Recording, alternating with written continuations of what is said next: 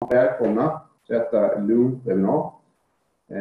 Vi kommer att berätta om Selecta och hur det fick en bättre och effektivare planering för hela sin globala organisation.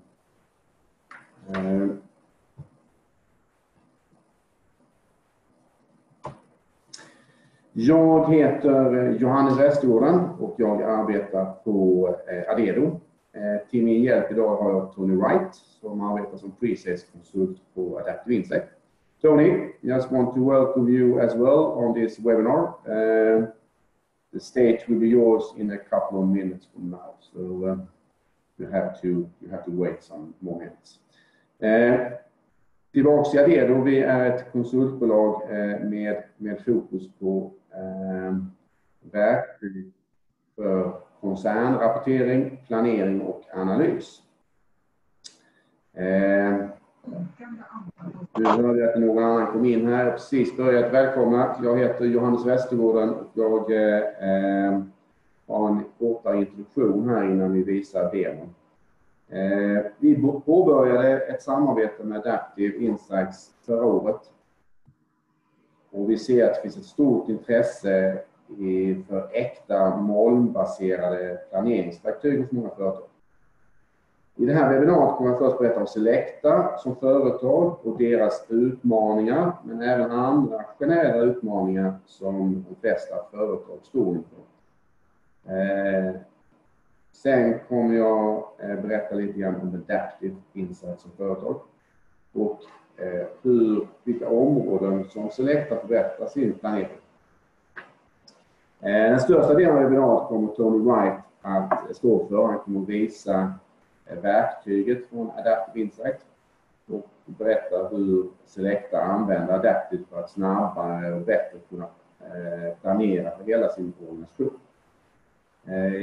Vi öppnar sen upp för frågor och vi beräknar då att sluta cirka i 1.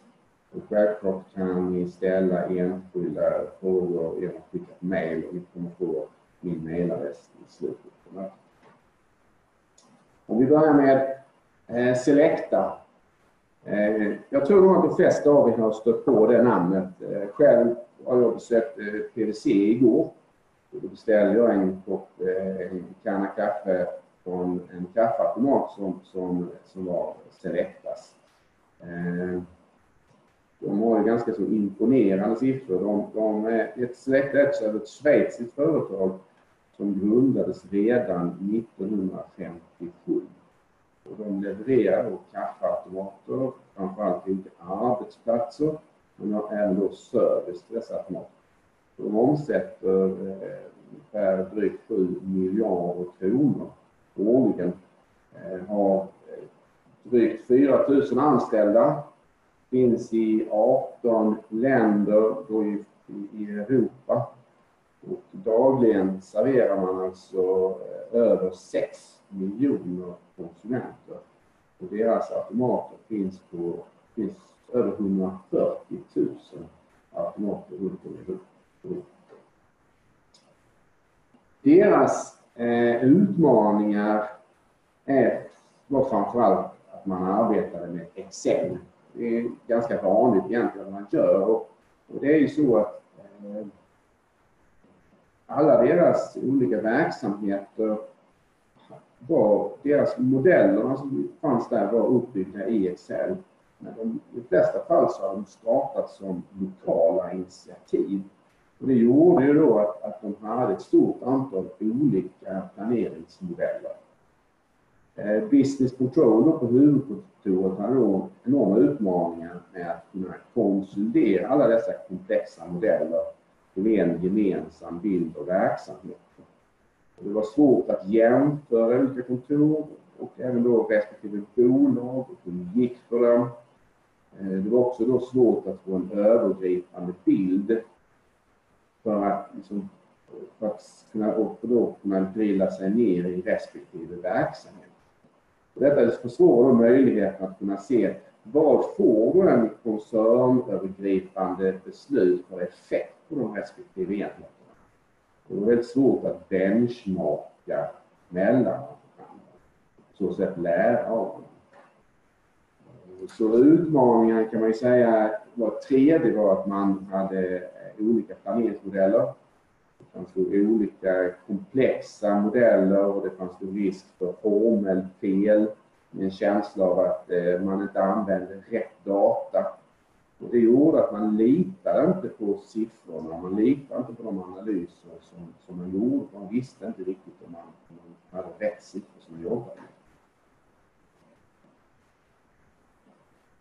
Detta är ju Selectas utmaningar är ju ganska vanliga och det är typiskt när vi träffar olika kunder eller prospekt. Man försöker ju förutse framtiden. Det gör man genom att man försöker då planera och budgetera. Och oftast gör man det då i olika silos. Så respektive avdelning jobbar individuellt med sina olika modeller. Oftast är det Excel man jobbar med och konsolidering av de här olika modellerna gör man genom att man skickar filer mellan varandra och uppåt i organisationen för att försöka få en gemensam syn på hur verksamheten går. Om man gjort studier på PMG och gjort studier som visar att ungefär hälften av all tid handlar om att samla in data, konsolidera data, att hantera e-mails, att leta fel i kalkylarten. Det är hälften av all tid för att göra detta. Sen av den resterande tiden så går mer än hälften för att se till att man kan skriva rapporter, att man kan kontrollera att saker och ting stämmer överens. Och den sista delen, de här sista 20% är mer av värdeskapande, när man får mer tid att analysera information. En stor del av allt arbete är ju inte värdeskapande. Och hur vänder man då den här pyramiden som framförallt jobbar med värdeskapande analys? För det pratar man om att det är 3 stycken huvudområden man pratar om. Det första är då samarbetet.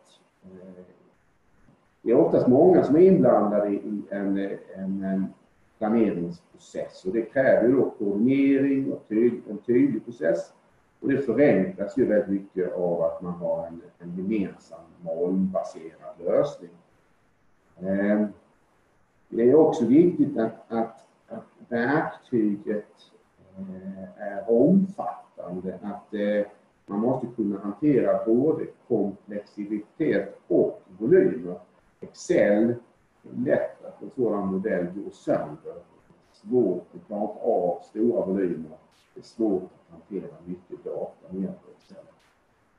Sen är det också viktigt i ett sådant här verktyg att det finns någon form av kontinuitet. Att modellen måste kunna hantera ständiga förändringar i kravbilden. Man måste snabbt kunna reagera med att skapa nya versioner, göra nya rapporter etc. De här 3 är de nyckelområdena som vi jobbar med.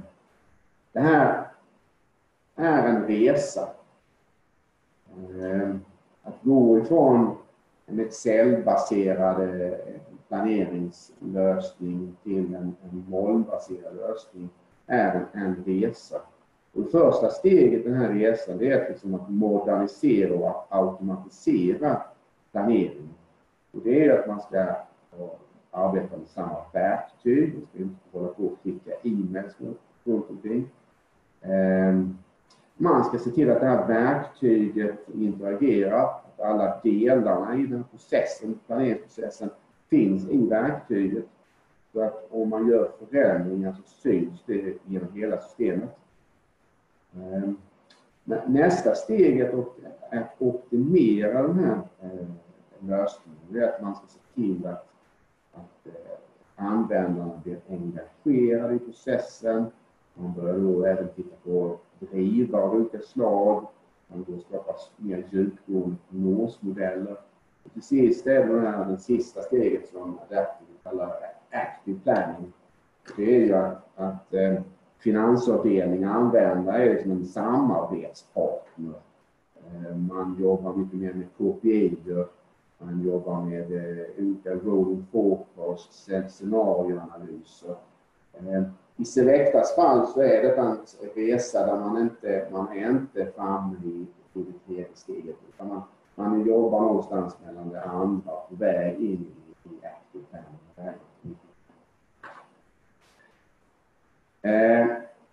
Christian Baller som jobbar som Business Planning and Analysis Manager på Selecta säger att nu är data korrekt. Där känner man väldigt trygg att datat är korrekt. Och nu pratar man mer om resultatet av den här planeringen. Blir den som man vill att det ska vara? Och hur kan man påverka tänkt utfall och bli mer strategiska i sina beslut? Så man har liksom gått ifrån att ifrågasätta datat. Så man tittar på det resultat som Selecta säger att man har fått genom att man har implementerat adaptive, så är det framförallt 3 förbättringar. Man litar nu mer på siffrorna. Det är en diskussion om det är rätt version, om man tittar på rätt siffror. Då handlar det om att fatta beslut som kan påverka utfallet i rätt riktning. Man kan nu också följa hur verksamheten byggs upp från de regionala kontoren via länderna och till sist till hela koncernen. Och detta sammantaget då förbättrar insikterna och har förbättrat möjligheten att fatta rätt beslut. Innan vi visar systemet här så tänkte jag bara nämna några ord om adaptive insight.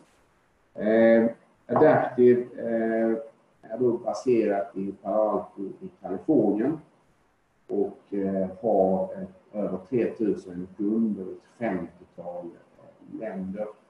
Adaptive insight är en så kallad born in the cloud, en modern molnarkitektur. Och alla deras kunder jobbar emot den gemensamma arkitektur eller lösning. Och runt om i världen har man ungefär 200 partner, där erbjuder är en partner här i Sverige. Man omsätter en $80 miljoner och årligen här de senaste åren så har man haft ungefär 30% tillväxt. De ledande analyshusen som till exempel Gartner och Forrester och vidare, de placerar ju Adaptive som en leader i deras Magic Quadrant och liknande. Så att de har en fin betyg från analyshus.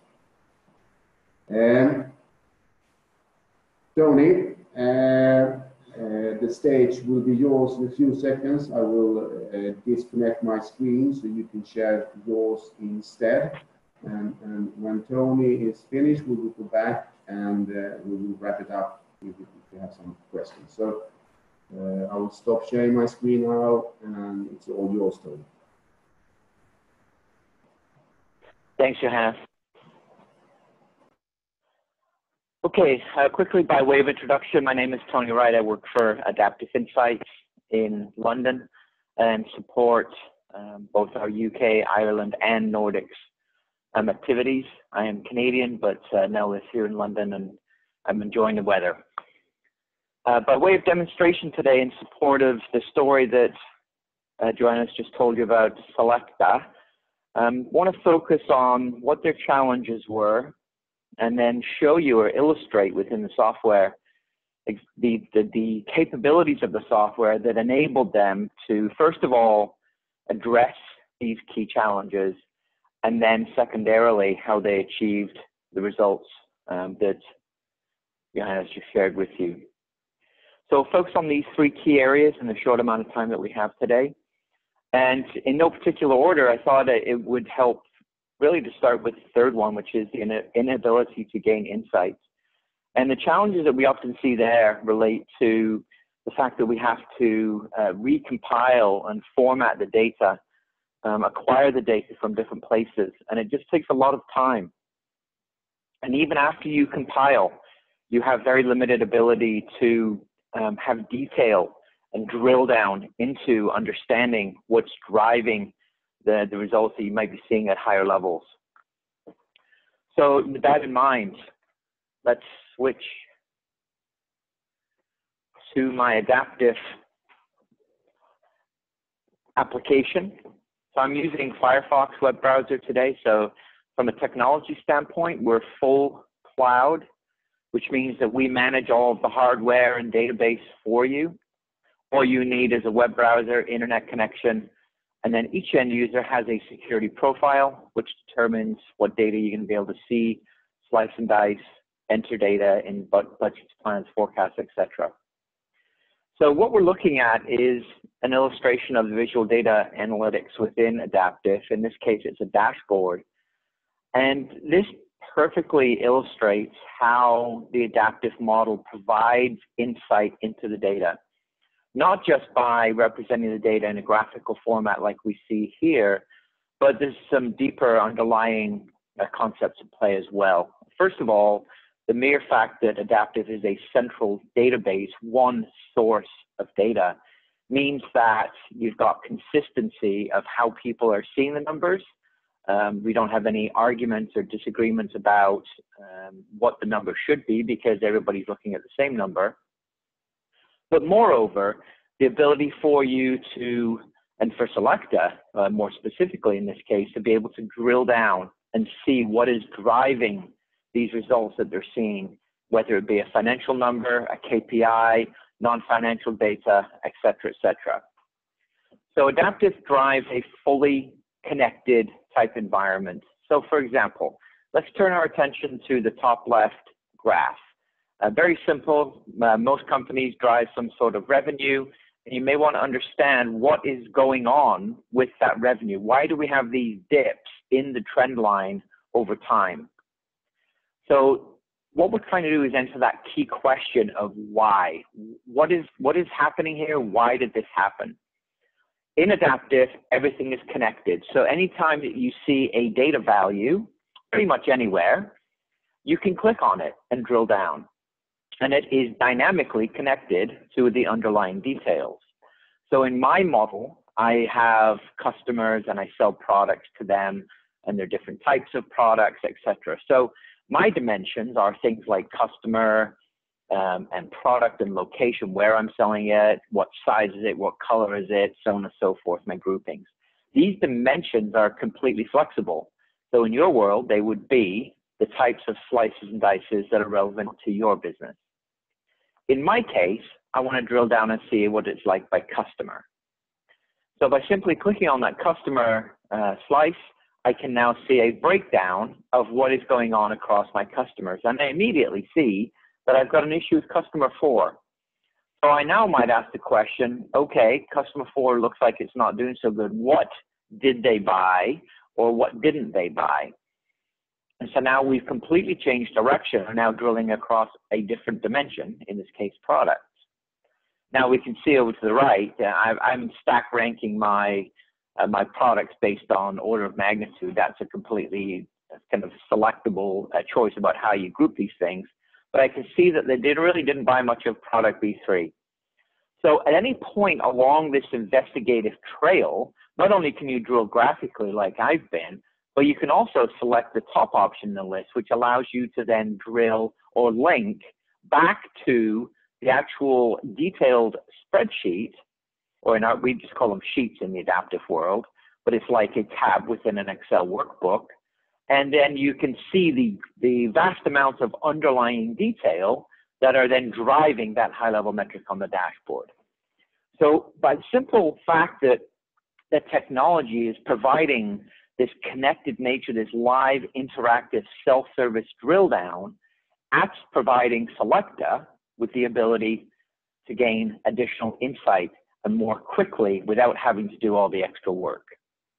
Now, a couple more things on this view before we continue on. The first thing is you'll notice that all the numbers are green. And that, in adaptive sense, all numbers that are green indicates those numbers are actuals. You'll also notice sorry, let me talk a little bit more about that. So those actuals numbers, we acquire those via an integration to a general ledger system or an HR system, or maybe even a CRM system. All those systems of record, which are going to inform the reporting and or planning and forecasting process, we can acquire those electronically, import those, and then validate that they're correct. You'll also notice that the look and feel of what we're seeing here is almost like a pivot table, but it's been formatted. And that's exactly how you can think about it. Think of it like a big twistable, turnable Rubik's Cube in your hands that you can twist and turn on any of its axes in order to understand what's going on with those particular slices of data. Now, up in the top right corner, equally as important, another drop list. In this case, it contains our list of versions. One of the things that drives enormous benefits for our customers with the adaptive infrastructure and architecture is the ability for you to turn around multiple versions of budgets and forecasts in a very short amount of time. And that's because versions are centric, or they're foundational in our model. So they're just there. You don't have to do anything extra to get them. You can copy from one to the other, and they're immediately all available for the various different types of input forms that you have, the different types of reports, even dashboards as well, can all react to a new version. As I select the working budget version, our data, what we're going to see now is how your actuals data flows into a forecast. So you can see on the left-hand side, I've got my full year of my actuals, and then all the data into 2018 is black in color, which illustrates that it's plan or forecast data. Now I'm looking at a consolidated roll-up. So within Adaptive, the roll-up and process of gathering different stakeholders' data all goes into one place, and this roll-up is dynamic based on this hierarchy structure.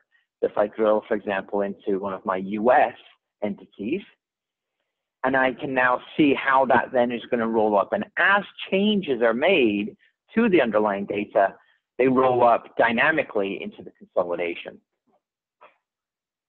Now we're going to come back and look at a couple more reporting things in just a little while, but let's revisit my PowerPoint briefly. So that really covers one of the major concepts that gives those in Adaptive to gain insight. We're going to come back to that and touch on another aspect at the end. So the next two kind of are all integrated together. And this is a classic challenge that we see in our customers with their Excel-based models, and that is that oftentimes different divisions or different locations or different stakeholders are using different types of models. So it's very difficult from a central finance or corporate perspective to understand what's really going on in the business, because you just don't have the standardization or the level of understanding of the nuances of each business at that detailed level in order to really understand what is going on. And oftentimes these Excel models, you get into formulas like SUMIF and index and VLOOKUPs and if statements, and those formulas become horribly complicated and almost impossible to reconcile, because they all have to be copied across so many different locations, thousands of cells, and they all contain essentially the same formula. And just the sheer process of understanding it or getting your head around if you got it correct is a daunting challenge. So let's look at how we address these challenges in Adaptive. Okay, so the first concept that's important is to understand that we separate underlying assumptions from the bottoms-up data. So you might have assumptions related to people costs, you might have it related to product costing, you might have it related to non-financial information like headcount or square footage, all of which may be informing or used by certain parts of the model. So in Adaptive, what we do is we keep those separate, and we treat them in a way where we file them once in a central place called assumptions, and then you can reference those anywhere in the model.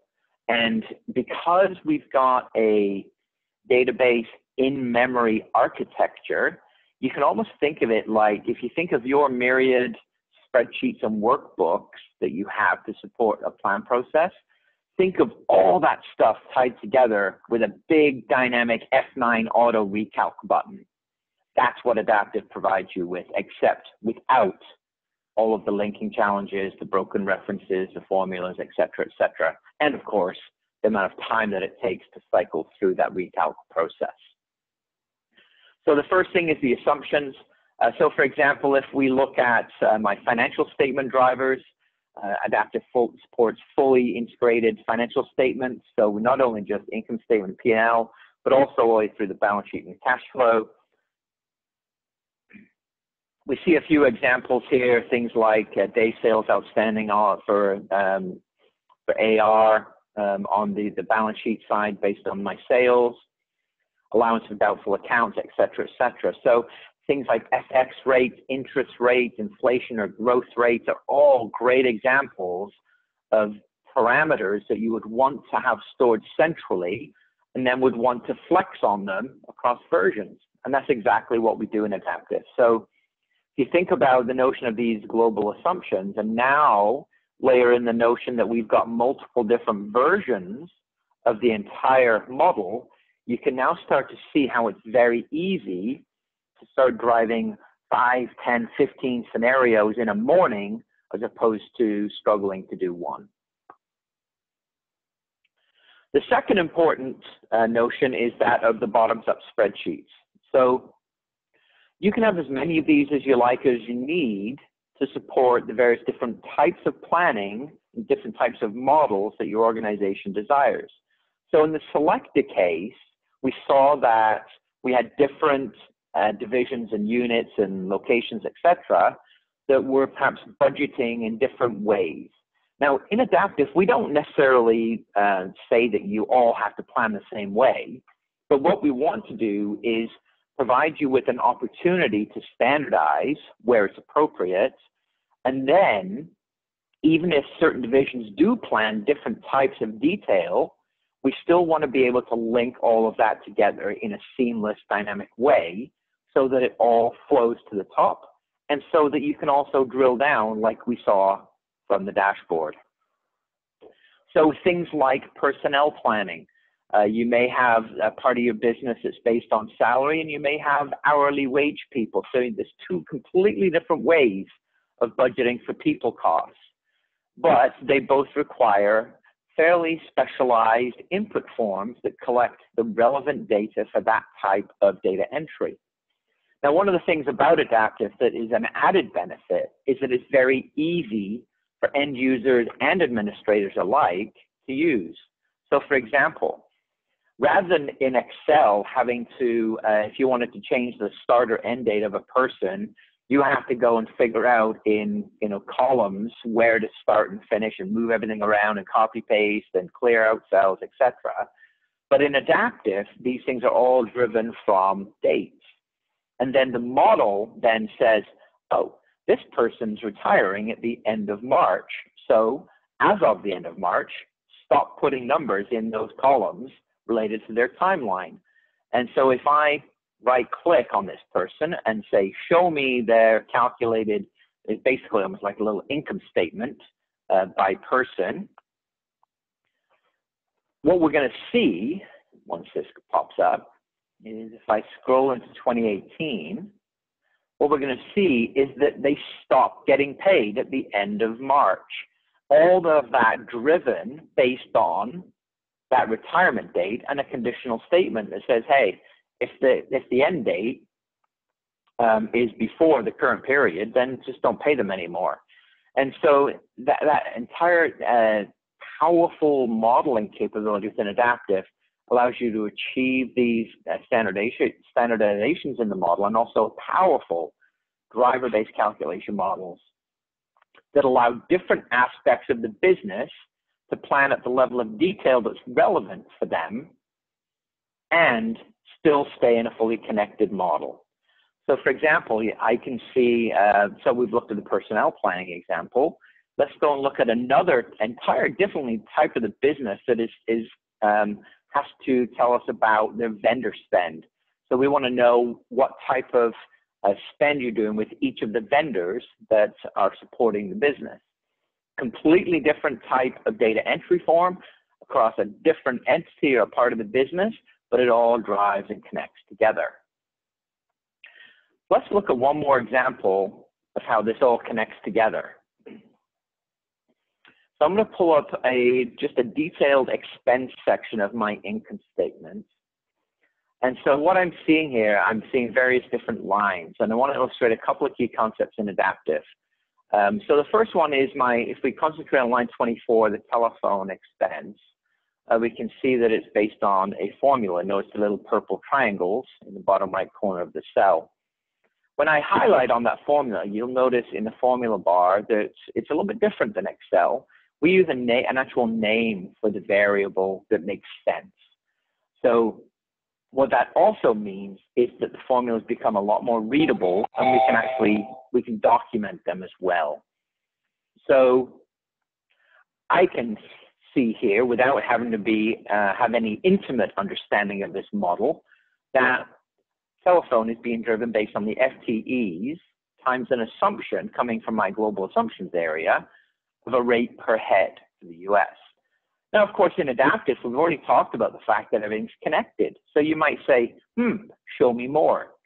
So you click on cell, right click, explore cell, and now you can drill down. And because it's a formula driven, the information that we're seeing is both the formula and the individual values at the same time. You can't even do that in Excel. You either see one or the other.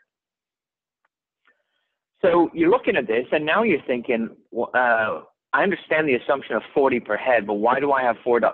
Well, how can I have 0.6 of a head count? So let's go in, click on that number to understand why we've got 0.6. And that then drills down to the detail from that personnel planning sheet that we were looking at, all connected together.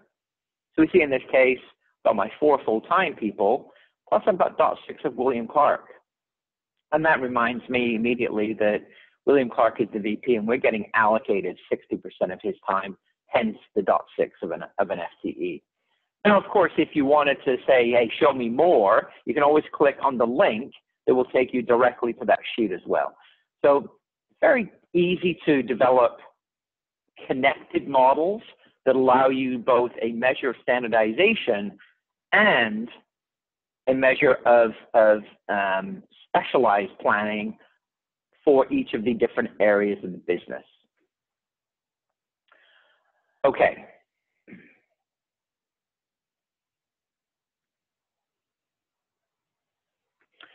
All right. So part of the issue that Selecta was having as well was the amount of time it was taking, gathering, consolidating, etc. So within Adaptive, because we're a database, as changes are being made at these lower levels of detail, they're dynamically rolling up across all the various different levels of the hierarchy, including doing foreign currency translations, so on and so forth. I talked about it earlier about that big kind of auto F9 button. So as you're making a change, for example, let me throw in a massive number here. So let's throw in 100 million in February, and I'm going to save that. If I now go and look at my consolidated top of the house total company level, it's already there. It's already been rolled up. It's been consolidated. You can see the massive number in the rolled up total. And then you can even do pivots on these worksheets as well. So if you right click on any given line item, you can pivot on that particular row and twist it around. And now see, hey, where did that come from? There's multiple different ways of drilling down, twisting, turning, so on and so forth. Now we can very easily see where it came from. And you might even ask, hey, who did that? So in Adaptive, full audit trail. If you again right click on the cell, one of the options, and we've seen many different types already, is view audit trail. And then you can see who did what when. So you can see a complete lineage of that number, and we can see that it changed today, certain time, who did it, what was the old value, what was the new value. So you know exactly who to talk to and to understand, assuming they didn't leave a note. Now, of course, you can leave cell notes just like you do in Excel. You see one here popping up in the March 2018 time period as well. So it becomes a very powerful environment that's taking all of that manual time, all that time you spend linking and collecting and gathering, all of that within your process, it almost just magically disappears, so you can focus on the real value. Now, a couple things I wanted to do to focus back on insights again. In the interest of time, I've got about 8 minutes left. So I'm going to run a quick report now. So we're getting into a little bit more detail than we saw on the dashboard. This is a very important type of report that so many companies do: actual versus budget, current month and year to date, variances that are nicely highlighted. But we also may want to do variance analysis. And you'll notice in my example, I've got some comments in the footnotes area at the moment. Now, that's a preference. You can move those around. So those notes that have been added to the data, you can show them over on the right-hand side in a column. You can also show them in line, which then moves them underneath the line to which they belong. So this whole notion about insights, etc., now we're sort of driving this process of informing the users, hey, you've got some variances that are not so good. I want you to explain those. So let's have a look at one of these. The meals line, I've got a big number coming in my actuals for my general ledger, and I've got a relatively tiny budget. What happened? Why do I have 12K? What makes up that 12K number is really the question you want to ask about this. Again, in Adaptive, you click on the number and it will drill you down. And in the case of actuals data, we have the opportunity to drill into the transactions that are driving that 12K number.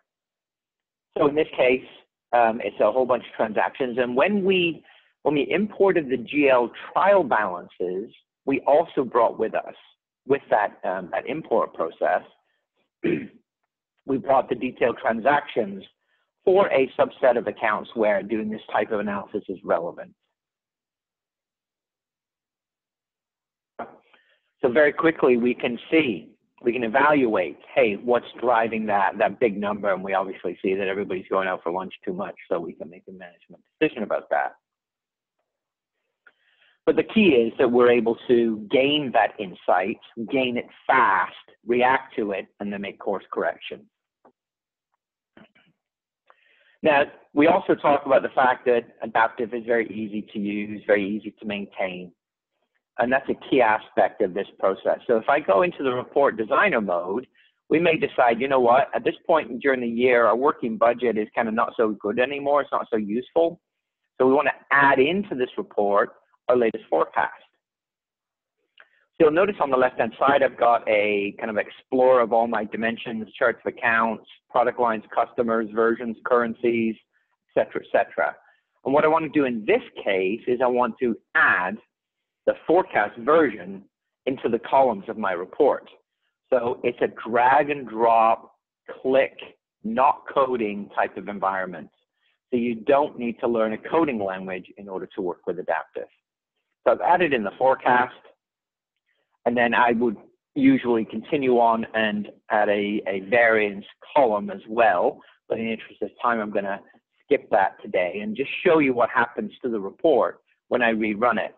You can see that the forecast column has been added to the report, but more importantly, the ability for you to drill down on that data is the key.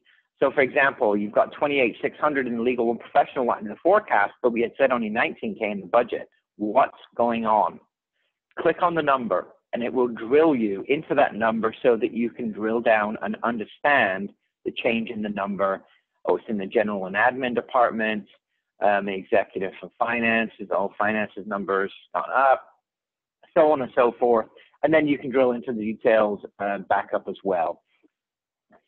So that notion of the fully connected model, everything drillable all the time, has just been, again, illustrated there for you.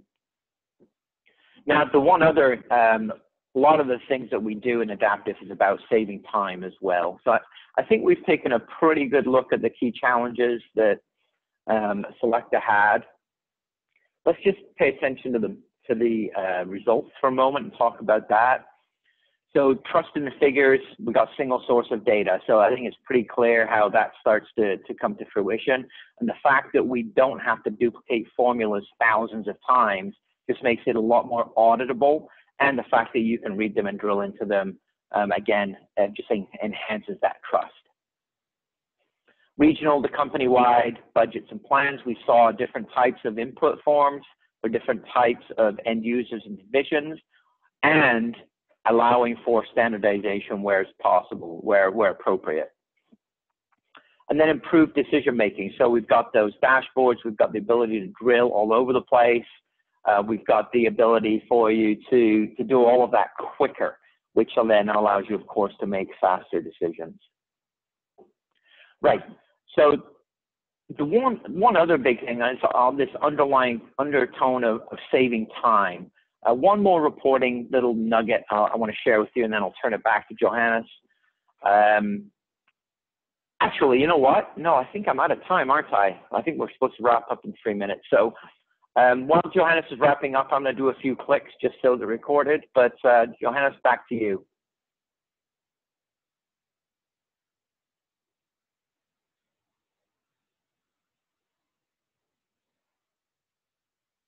Oh, okay. Are you there? You hear me now? Okay. I've got you now. Yep. Perfect. Could you disconnect your screen so I can go back to my slides? Is that possible? Yes. Okay. Great. So.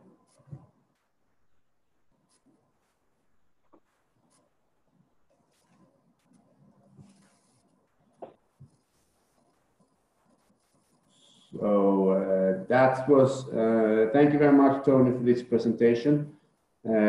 Okay, now I'm back back to Swedish. Nästa fråga här är ju om ni har några frågor på detta.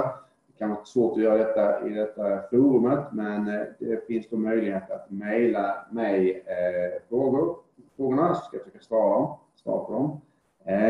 Innan jag berättar om mejladresser och ni får kontakt med mig, så tänkte jag också säga att vi har ett event här den 19 april som vi har i Stockholm.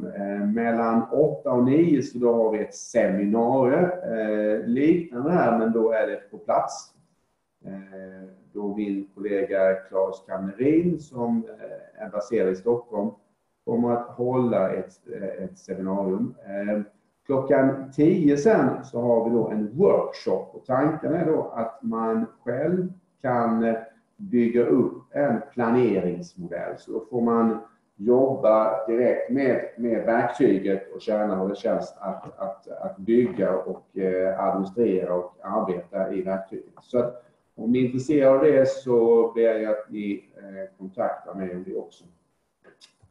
Jag heter då Johannes Westergården och jag jobbar på Adedo. Ni kan nå mig på 070-321-7733 eller på min e-mailadress som är johannes.westergarden, ska det vara, inte gården, garden@adedo.com. Vi kommer skicka den här presentationen till er så ni har de här kontaktuppgifterna. Och om ni vill se mer om Adaptive så finns det på Adaptives egen hemsida som är adaptiveinsights.com. Jag förstod på dig, Tony, as I understood you, Tony, you wanted to share something more before we are ending, is that correct? Nothing from me, Johannes. Okay, you're fine, great. Så i så fall så var detta sista sliden. Jag tackar för att ni har tagit er tid här under lunchen för att titta på Adaptive. Och jag kommer som sagt att skicka den här presentationen till er efter mötet. Och om ni har frågor så ring mig eller mejla till mig. Tack så jättemycket. Tack.